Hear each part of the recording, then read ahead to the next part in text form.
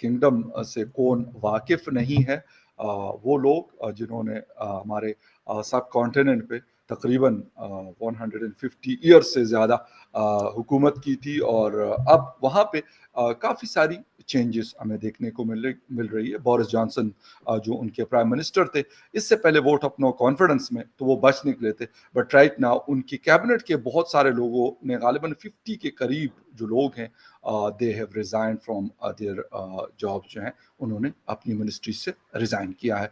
क्या हो सकता है और कौन प्राइम मिनिस्टर बन रहा है? खबरें जो आ रही है इंडियन ओरिजिन के ऋषि सोनक साहब जो है वो बनने के लिए जा रहे हैं। क्या है, मतलब इस खबर के पीछे स्टोरीज क्या है और हकीकत क्या है, और हो सकते हैं नहीं हो सकते, चांसेस क्या, हम ये बात करेंगे। और इसके लिए मुझे ज्वाइन कर रहे हैं बड़े अच्छे दोस्त, journalist from India, Rohit Sharma साहब। रोहित भाई, thank you very much for joining the show. तो thanks a lot for calling me. ये ऋषि सोनक जो हैं, ये सेकेंड जनरेशन इंडियन है यूके में, और इनका ये टॉप कंटेंडर है। अभी चांसलर एक्सचेकर हुआ करते थे, यानी कि वहाँ के फाइनेंस मिनिस्टर, और वहां पर Exactly. अभी कोविड के टाइम पर इन्होंने इंडस्ट्री को बहुत अच्छा संभाला, बिजनेस को बहुत अच्छा संभाला, और कोविड को भी इन्होंने संभालने के लिए पैसा दिया। इनका इसी टाइम पर इनका नाम ऋषि ऋषि रख दिया गया।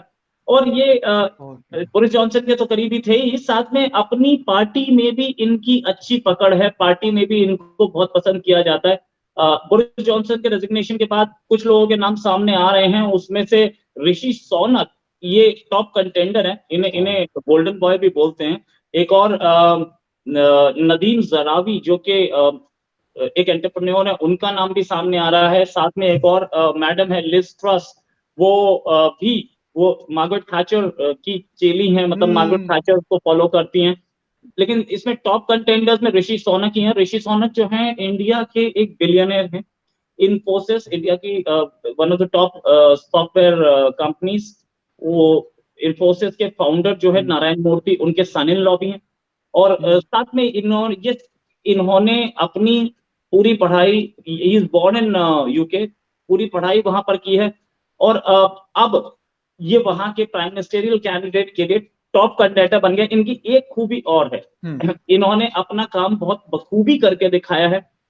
लोगों में इनकी पॉपुलैरिटी इस समय पीक पर, तो ये माना जा सकता है कि ये हो सकता है ये बन जाए। We don't know how the politics goes, politics तो कभी भी चेंज कर सकती है। ऋषि सोनक के साथ ये रहा है कि इनकी जो इनके कई मतलब कई फील्ड्स हैं।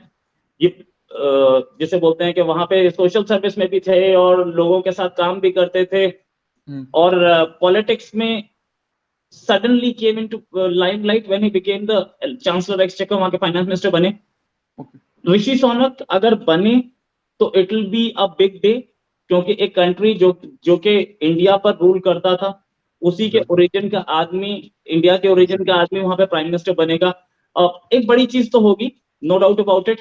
हालांकि वो ब्रिटिश हैं और उनके पास नेशनैलिटी ब्रिटिश है, और उनकी वाइफ जो है वो भी अब नेशनैलिटी उनकी ब्रिटिश है, लेकिन फिर भी एक वो इम्पैक्ट पड़ता है, नो डाउट अबाउट इट। और वो हिंदू रीति रिवाजों को फॉलो करते हैं, दिवाली मनाते हैं, सब कुछ है। तो ये इंडिया के लिए भी, और इंडिया से बेसिकली ब्रिटिश टाइज भी अब अच्छे हो रहे हैं।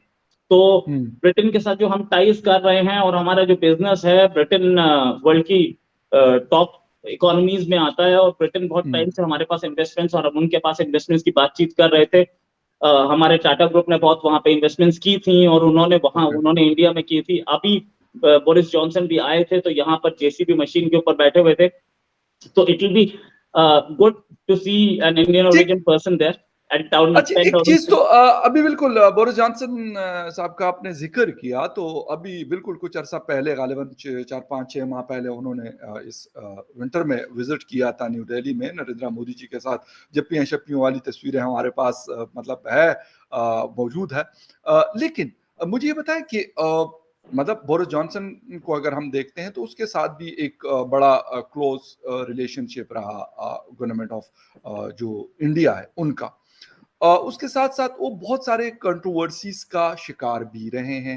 वो कोविड के दौरान पार्टी हो या फिर और बहुत सारी चीजें हैं, लेकिन जो उनका जो टाइम पीरियड था वो बहुत सारे कंट्रोवर्सीज से भरा रहा है। तो क्या समझ रहे हैं कि चैलेंजेस क्या है, क्योंकि अभी की गवर्नमेंट, क्योंकि पाकिस्तान में चेंज हुई है तो हमें पता है कि मियां शहबाज शरीफ साहब, हालांकि यूके और पाकिस्तान का कंपैरिजन बिल्कुल भी नहीं है, ना हो सकता है, बट क्योंकि एक मुश्किल सिचुएशन है, मैं ये कहूंगा, इसके लिए आप क्या समझ रहे हैं कि क्योंकि बोरिस जॉनसन, अगर वो तो कह रहे हैं कि मतलब I am not going to resign from my job, लेकिन अगर वो करते हैं और बहुत सारे चांसेस हैं कि वो कर दें, तो फिर इनके लिए ऋषि साहब के लिए क्या मतलब होगा, क्योंकि जिस तरीके से हम रिसेशन के बारे में सुन रहे हैं, इन्फ्लेशन के बारे में सुन रहे हैं, और बहुत सारे चैलेंजेस हैं, यूक्रेन रशिया वॉर है, ये सारी चीजें फेस करनी है। देखिए, जो बोरिस जॉनसन के पास से खबर आई है, वो उन्होंने अपनी रूलिंग पार्टी के चीफ के पोस्ट से रिजाइन कर दिया। पहले उन्होंने बोला था आई विल नॉट रिजाइन, लेकिन अब खबर आ रही है कि वो एक नेशन को एड्रेस देंगे आज शाम को, और उसके बाद आज रात में इंडियन टाइम आज रात में उनकी अपनी शाम में उसके बाद मोस्ट लाइकली वो रिजाइन कर देंगे, और रिजाइन कर देंगे तो उसके बाद एक न्यू प्राइम मिनिस्टर ढूंढने का सिलसिला शुरू होगा। जी। जो ब्रिटेन जो यूक्रेन रशिया वॉर है उसमें जो उनकी फॉरेन पॉलिसी है उसको तो कंटिन्यू ही किया जाएगा, उसमें कोई चांस नहीं है, क्योंकि ब्रिटेन नेटो का मेंबर है और नेटो के लिए तो सारी लड़ाई हो रही है, तो उसमें कोई चांस नहीं है। इनको वही फॉरेन पॉलिसी कंटिन्यू, जो भी नया आएगा उसको वही फॉरेन पॉलिसी कंटिन्यू करनी पड़ेगी। इसको आप बिजनेस के एंगल से देख सकते हैं। अब बिजनेस के एंगल से ऐसे होगा कि इंडिया और यूके दो बड़ी इकोनॉमीज हैं, दोनों मिलकर के कहीं 5 ट्रिलियन से ऊपर जाती हैं, तो वहां पर हमें फायदा हो सकता है, वहां पर इंडिया और यूके दोनों को फायदा हो सकता है। हालांकि मैं फिर से बोलूंगा कि ये ब्रिटिश नेशनल है, वहीं पर ही बॉर्न एंड ब्रॉट अप होता है, तो उनकी लॉयल्टी ब्रिटेन के लिए है, वो इंडिया के लिए कोई आप लॉयल्टी की उम्मीद ना करें। इंडिया कि ये है कि हाँ ऑफ कोर्स जहाँ पे ओरिजिन है वहां से कुछ एफिनिटी होती है, but he will be working for the betterment